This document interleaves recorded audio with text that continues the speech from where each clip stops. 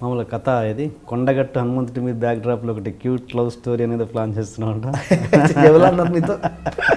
నిజమే కదా? లేదు, ఊరికే జీ తెలుగు రమేష్ అన్న ఉంటాడు కదా మా గోదావరి, కానీ జీ తెలుగు రమేష్ అన్నది రిపోర్టర్.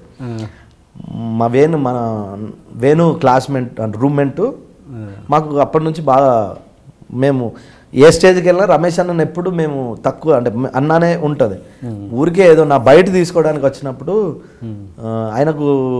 ఆయనకు పిచ్చింది గోదావరికెళ్ళిన సినిమా తీయాలి తమ్ముడు మనం అంటుండేటోడు. అంటే ఏముందన్నా నేను కథ చేసిన విన్నాను, ఊరికే టైంపాస్కి చెప్తాను నేను కథలు. I'm not professional writer, but ఎక్కడో పిచ్ అవుతుంది. బట్ అది ఎప్పుడు ఫామ్లోకి వస్తుందో తెలియదు. కానీ అప్పుడు ఓ హర్రర్ కామెడీ ఏదో చేసి అది కొండగట్టు అంజన్నకి వెళ్తుంది, క్లైమాక్స్ అక్కడికి వెళ్తుంది అని ఏదో చెప్పా. ఆయన నీకు చెప్పిండే? ఆయన పరిచయం లేదు. అవునా? నేనే చెప్పుంటాను ఎప్పుడన్నా, తెలిసింది అయితే చాలా మందికి చెప్పుంటాను నా కథలు. అది ఏంటి మామూలుగా లవ్ స్టోరీ 7th క్లాస్లో ఒక లవ్ లెటర్ రాసినావంట. 7th క్లాస్లో లవ్ లెటర్ కాదు కానీ అదే 7వ తరగతి మెకానిక్ చేసినప్పుడు ఒక ముస్లిం అమ్మాయి మా ఇంటి ముందు కోటరు ముస్లిం అమ్మాయిని లవ్ చేసేటోడిని. ఓకే. అప్పుడు ఉత్తగలే లెటర్లు రాసుడు, అప్పుడు ముట్టుకోవడాలి అంత నాలెడ్జ్ కాదు, చిన్నతనం ఊహ తెలిసి తెలియని అప్పుడే ఫస్ట్ లైవ్ లవ్ అంటాం కదా అట్లా. ఊరికే లవ్ చేసేటోడిని. అమ్మాయి బాధ వెంబడితే మాట్లాడేది అంతే, అది పూర్తి లవ్ కూడా కాదు.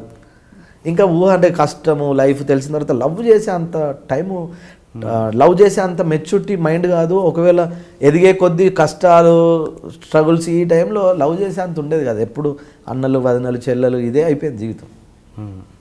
లవ్ లెటర్ రాసినా లేదు ఇంత? లవ్ లెటర్ రాసినాను అప్పుడు ఏదో పిచ్చితనంగా, బట్ ఆ లవ్ సక్సెస్ అవ్వలే అంతే. చిన్నగా ఉన్నప్పుడు జేఆర్ఎస్ అప్పుడు జనరక్షణ సమితి, అదేంటి అప్పుడు వాళ్ళు మంచి కోసము శిక్షించి అదొక చరిత్ర అన్న, అదొక కథ. అదొక కథ తీస్తే నాకు తెలిసి చరిత్ర అవుతుంది తెలంగాణ చరిత్ర. అది మనం కూడా చాలాసార్లు డిస్కస్ చేసుకున్నాం. అది ఆ మర్డర్స్ జరిగినప్పుడు నువ్వు చిన్నగా ఉన్నప్పుడే చూడ్డానికి వెళ్ళావు. అవును, అంత ధైర్యంగా. ఏంటి అప్పటి నుంచి నీకు అదేంటంటే ఇప్పుడు జనరల్గా చిన్నోని కదా, బాగా తీటోని ఉంటే చిన్నప్పుడు. మా లైన్లో ఒక ఆయన ఉరేసుకున్నాడు పోసే అని. జనరల్గా చిన్నపిల్లలు చూడరు, కానీ నేను చూసేటోని కిటికీలోకి వెళ్ళి భయపడకుండా చూసేటోని. రాత్రి జ్వరం వచ్చేది.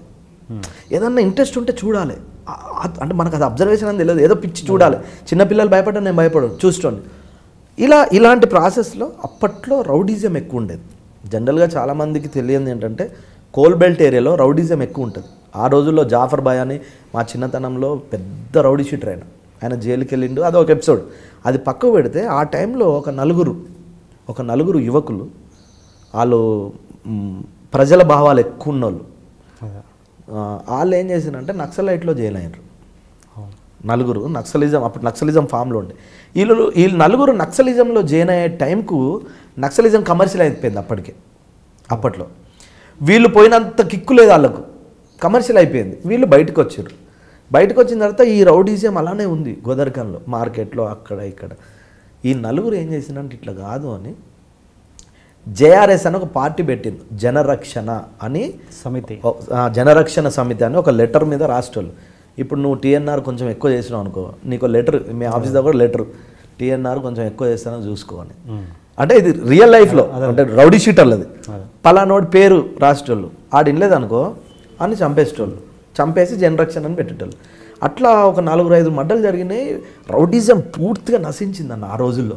అసలు నక్సలైట్లు అడవిలో ఉండాలి కానీ రోడ్డు మీద కలిసి చంపుతారు. ఈ టైంలో తిలక్ నగర్లో థియేటర్ మార్కెట్లో మా థియేటర్ నియాషోటైసన్ పక్క థియేటర్లో ఈ మర్డర్లు జరిగినప్పుడు జనాలు అప్పుడు మీడియాలు ఉండేటి కాదు, జనాలు తండోపతండకి వెళ్తే మా మదర్తో నేను వెళ్ళేటోని. ఆ జనాల మధ్యలో ఒకసారి ఆలోచించు, 100 మంది జనాలు నరికి చంపేసారు, జేఆర్ఎస్ పేరు డిపార్ట్మెంట్, ఆ జనాల మధ్యలో చూస్తే అట్లా పడిపోయి ఉండడం, ఇవన్నీ చూడడం చాలా ఎక్సైట్మెంట్గా ఫీల్ అయ్యేటోంది. వాటి గురించి మాట్లాడడం, కథలుగా వినడం, అంటే ఆ చిన్న వయసులోనే ఏదో తెలియని వినడం, అవన్నీ మరి ఇప్పుడు యూజ్ అయితే అన్న ఫీలింగ్. అబ్బో అదొక చరిత్ర, దాన్ని ఒక కథగా తీయచ్చు అన్న ఫీలింగ్. అది జేఆర్ఎస్ అంటే జనరక్షణ సమితి. జేఆర్ఎస్కి సంబంధించి నిజంగా నువ్వు సబ్జెక్ట్ చేసావా, లేకపోతే మనం అప్పుడు అనుకున్న చాలా అంటే మీరు అదే మీరు చేశారు కదా దాని మీద, అలాంటి జేఆర్ఎస్ మీద మీరు అప్పుడు చేసినప్పుడు నా ఉద్దేశం ఏంటంటే కమర్షియల్ కథ చేయాలని జేఆర్ఎస్ మీద. అంటే జనరల్ అప్పుడు అంటే మన కరీంనగర్లో అప్పుడు మీడియా ఎక్కువ ఉండేది కాదు, మనం అందుకే తెలిసింది.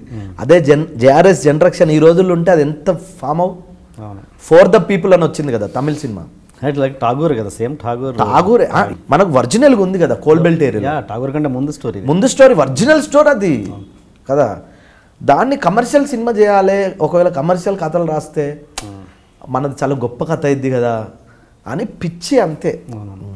అది స్టోరీ చేసుకున్నావా నువ్వు అంటున్నాను. ఆ ఊరికే రఫ్గా ఏదో అట్లా రఫ్గా అనుకుంటాం, అది పర్టికులర్గా. ఇప్పుడు నేను అన్న పెన్ను పేపర్ పెట్టి రాయా, ఏదో మైండ్లో ఆలోచిస్తా, ఎవరన్నా దొరికితే చెప్తా అని బాగానే ఆలోచిస్తాను అంటారు, బట్ అది పరిపూర్ణంగా వెళ్ళదు.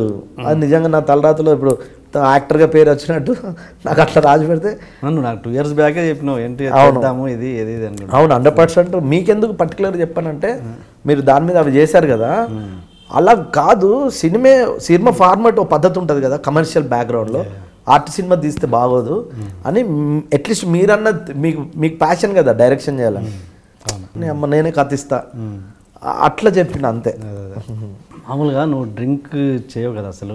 ఇప్పుడు మామూలుగా ఇప్పుడు నేను నిన్న వచ్చాను వెన్నెల కిషోర్, శ్రీనివాస్ రెడ్డి వాళ్ళందరూ వాళ్ళతోటి ఎట్లా అంటే వాళ్ళు మామూలుగా మిగతా అంటే వాళ్ళు తాగుతారో నాకు తెలియదు, మిగతా కమెడియన్స్ డెఫినెట్ ఎవరో తాగుతూనే ఉంటారు నీ మొత్తం సర్కిల్లో. అంటే కిషోర్ అన్న తాగాడు, శ్రీనివాస్ రెడ్డి అన్న తాగాడు, అవునా శంకర్ గారితో తక్కువ, అంటే వాటితో సిట్టింగ్లు తక్కువ, కూర్చోండు అంటే అంత సినిమాలు చేసాను తప్ప పర్సనల్గా కూర్చోలే. తాగేదంటే వేణు, ధనరాజు, వెంకీ, సంతు వీళ్ళతో కూర్చుంటా. నేను బెస్ట్ ఫ్రెండ్ కదా వీళ్ళకు, వాళ్ళతో కూర్చున్నప్పుడు థమ్స్ అప్ తాగుతా. మ్యాక్సిమం దూరం అంటే కొంచెం దూరం ఉంటాను అందరికి, అది కూడా బల్బ్ అనుకున్నారు ఇప్పుడు మీలాగా. నేను అనుకోలేదు కాదన్నా చెప్తున్నా. సరే అంటే కాదు నేను అనేది కొన్ని మిస్ అవ్వాల్సి వస్తుందిగా మందుపాటి, సినిమా ఇండస్ట్రీలో మందుపాటి లేకపోతే. అవును మిస్ అవ్వాల్సి వస్తుంది. అలాంటి అంటే ఎందుకో మరి అలాంటివి రాలే నాకు. వచ్చిన వెంటనే కష్టపడ్డ పేరు వచ్చింది, నాకుంటే ఒక సర్కిల్ ఉంది, వాళ్ళనే కలుస్తా, మిగతాలను పెద్దగా కలవ తక్కువ. ఎందుకంటే అదే చిన్నప్పుడు బాగా తిరగడం వల్ల ఆ లైఫ్ ఇష్టం లేకుండా అయిపోయింది, ఎక్కువ తిరగడం. అండ్ ఈ బల్బు అన్న దాని గురించి మాట్లాడితే బిగినింగ్ డేస్లో మా బిగినింగ్ డేస్ అంటే ఆఫ్టర్ నీ సక్సెస్ వచ్చిన తర్వాత జబర్దస్త్ ప్రోగ్రాంలో వీళ్ళందరూ చేశారు, వేణు, ధనరాజు వీళ్ళందరూ, బట్ నువ్వు చేయలేదు, రీజన్ ఏంటి? అంటే నేను జబర్దస్త్ స్టార్ట్ అయినప్పుడు చాలా పీక్స్లో ఉన్నా. నన్ను ఏడుకొండలు అడిగాడు అంటే జబర్దస్త్ అనేది పుట్టిందే ఎందుకు అంటే ఒకసారి సండే బుక్ వచ్చింది. జనరల్గా జబర్దస్త్, చమ్మక్ చంద్ర వీళ్ళందరి పేర్లు రాస్తారు కదా, వేణు, ధనరాజు ఇదంతా. నేను మామూలుగా చూసి ఏదో హెడ్డింగ్ లైన్ చదివి పడేస్తా. వస్తుంది ఈనాడే నాకు వచ్చేది. నా ఫ్రెండ్ వాడు ఫోన్ చేసి అన్న సండే బుక్ చూసినా అంటే ఇంట్లో ఉంది చూడలే అంటే, అన్న శ్యాంప్రసాద్ రెడ్డి గారు మీ గురించి ఒక 2 లైన్లు చెప్పారన్న చదవండి అంటే, బుక్ ఎన్నో ఉందన్న. ఆడు తీసుకొచ్చి ఇచ్చిండు బుక్ ఇట్లా గీత పెట్టి. అప్పుడు మా అన్న వాదిన అందరు ఉండే ఇంట్లో. ఆ గీతలో ఏముందంటే ఆయన ఏం చెప్పిండంటే, ఒకరోజు ఎప్పుడో టీవీ చూస్తుండేదో ఆయన ఖాళీ ఉన్న టైంలో ఏదో టీవీ చూస్తుంటే అన్ని ఛానల్స్ మార్చుతూ నాది ఒక సీన్ వచ్చిందంటే ఏదో తాగుబోతు సీన్. బాగా నవ్వుకున్నాడంట. రికార్డింగ్ చేసుకొని మళ్ళీ చూసి బాగా ఎంజాయ్ చేసి వాళ్ళ కూతురుకు చెప్పిండంట, నేను ఆ తాగుబోతు రమేష్ సీన్ చూసినా అసలు ఉన్న 2 నిమిషాలు అంత నవ్వించిండు, ఇలాంటిది ఏదైనా చేద్దామా అని అనుకుంటేనే జబర్దస్తి క్రియేట్ అయింది. ఇది మనకు తెలియదుగా, ఆయన పేపర్లో చెప్తే కానీ తెలియదు. నేను బాగా పీక్స్ బిజీ ఉన్న టైం అలా మొదలైంది.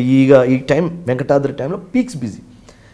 ఏడుకొండలు ఫోన్ చేస్తే నేను చేయలేను, జనరల్గానే చాలా టీవీలో ఇష్టం లేకని కాదు కానీ ఎప్పుడోసారి టీవీలో కనిపించాలి కానీ ఎప్పటికి కనిపించద్దని నా ఫీలింగ్. ఓకే యాక్టర్ అని ఫీల్ అవుతుంది కదా, అదొకటి ఉంటుంది. సరే ఆ టైంలో జనరల్గా చేయాలి, బాగా బిజీ ఉన్నా కుదరదు. నేను అంటే ఓ పని రమేష్ గారు మీరు అనుకోపోతే ఒక ఫోటో అంటే, అయ్యో భలేవారు సార్, అది నన్ను అడుగుడేందుకు సార్, ఫోటో వాడితే నాదే అదృష్టం కదా, అది గ్రేట్గా ఫీల్ అవుతా అంటే, అప్పుడు జబర్దస్త్ ఇంకో 4 రోజులు ఉన్నదనగా కమింగ్ సూన్ అని జయప్రకాష్ రెడ్డి గారి ఫోటో నా ఫోటో వేసారు. అట్లా చాలామంది ఏమనుకుంటారంటే నేను జబర్దస్త్ చేసిన అనుకుంటారు. ఇంకోటి ఏంటంటే అందరు తాగబోతే యాక్టింగ్ బాగా ఇమిటేషన్ చేస్తారు కదా, అట్లా కూడా రమేష్ మొన్న ఎపిసోడ్ వచ్చినంటే లేదండి నేను రాలేదు అని అంటుండేటోని. అట్లా ఎందుకో నాకు ప్రోగ్రాంలు ఇష్టం లేదు, ఏముంది షూటింగ్ హ్యాపీగా ఉన్నా ఓకే ఓకే. అట్లా అలాంటి టైం వస్తే ఎందుకు చేయ. ఇప్పుడు నేను అలా మొదలైంది సక్సెస్. ముందు చందు, ఇప్పుడు జగడంలో చందు అన్న నా ఫ్రెండ్ మా టీవీలో ప్రోమో హెడ్. అప్పుడు బ్యాండ్ మేళమని ఒక షో వచ్చేది. అవును. 3000 నేను ఫస్ట్ టైం ఒక 3000 తీసుకుంటే ఒక ఎపిసోడ్ చేస్తుండే. అట్లా అప్పుడు ఆ ఎపిసోడ్ల వల్ల ఒక 6 నెలలు 1 ఇయర్ బతికిన బ్యాండ్ మేళమని. దానికి ఎంఎస్ నారాయణ గారి కూతురు డైరెక్టర్ శశి గారు. అట్లా నేను టీవీకి ఏం రానని కాదు, స్టార్టింగ్లో చేసిన పీక్స్ పేరు వచ్చింది. ఎందుకు వెళ్ళడం, మనకు ప్రాబ్లం లేదు, డబ్బుల కోసం వెళ్ళాలి లేదు. ఇంకా అసలు ఏంది ఈ మధ్య సినిమాలు తగ్గినాయి, ఒకసారి టీవీకి ట్రై చేద్దాం అన్నట్టు కూడా కాదు కదా. నాకున్న అదే బల్బ్ అంట కదా, ఆ బల్బ్ ఏంటంటే తాగుబోతు రమేష్ ఒక్కడే ఉన్నాడు. అదో ఓవర్ కాన్ఫిడెన్స్ అనుకో.